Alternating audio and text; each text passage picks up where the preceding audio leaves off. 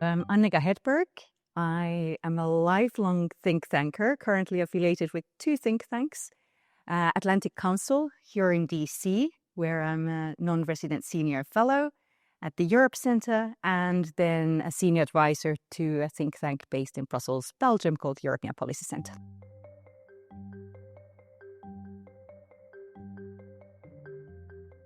When it comes to COP, we have had this long challenge where the existing commitments tend to fall quite far from the actual implementation and measures taken.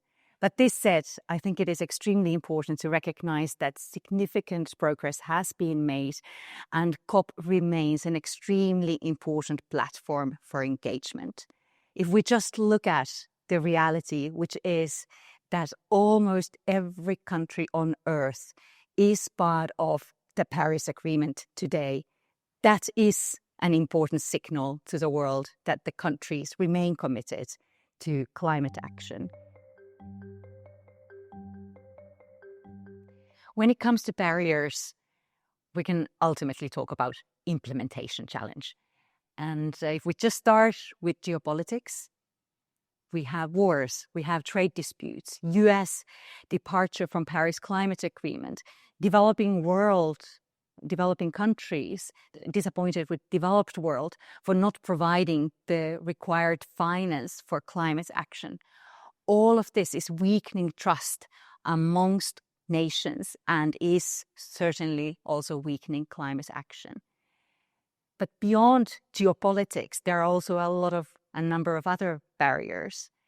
We can talk about political will, the lack of political will, and the fact that what we see across the world today is that, unfortunately, our leadership is not always brave enough to go to their people and be frank that this transition is required, it's urgent, measures need to be taken now. This will come with transitional costs, but we are there with you. And that's the kind of political courage that we would require and we would need today. And often we do see that lacking. Then there is a very practical challenge, which is that a number of countries, they have set ambitious goals, but they may not have the policies, the enforcement mechanisms in place. They may not even have the access to the solutions. So there is an implementation gap, which is a reality and needs to be addressed.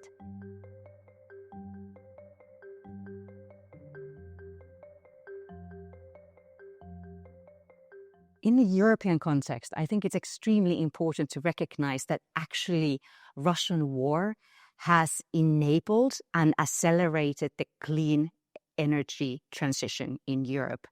And we see this in the efforts that have been made to enhance energy efficiency, to develop and deploy renewables, and in moving the continent away from fossil fuels, reduce energy demand, especially on fossil fuels, enhance energy efficiency, ensure uptake of domestic energy, especially renewables, which obviously does require work around modernizing the grid, ensuring that there is storage, the battery development is there.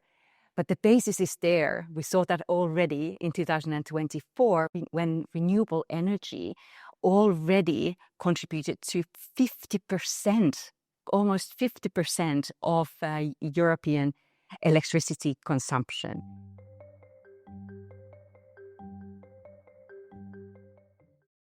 When it comes to communication, I would say that there are three things that is essential to keep in mind. One is language, the second is data and evidence, and third is building trust.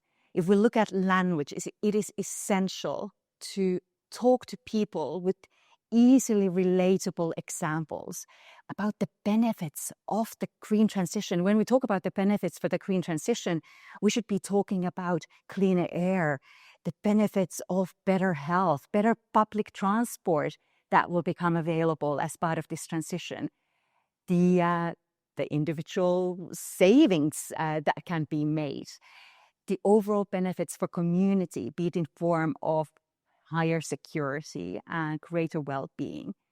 When it comes to data and evidence, it is essential to back up this messaging and communication about the benefits with actual data and evidence that this really is a reality.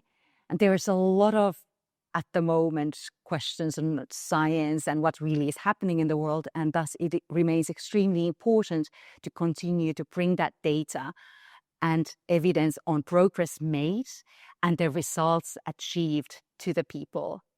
And third is building trust. There's a lot of distrust in society at the moment on science, what to believe in, and also what the implications of climate action and green transition may be.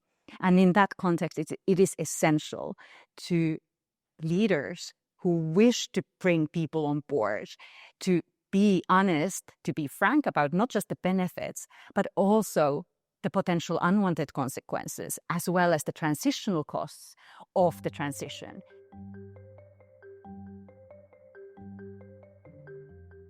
When we look at what kind of collaboration could there be in the transatlantic space today, I see enormous possibilities for working together on circular economy, ensuring that we have those resources that we so desperately need across the Atlantic for the clean and green transition. Working together on aviation fuels, working together on renewables, battery development, on creating sustainable supply chains. The list goes on, and the demand and need and the potential for working together has not disappeared.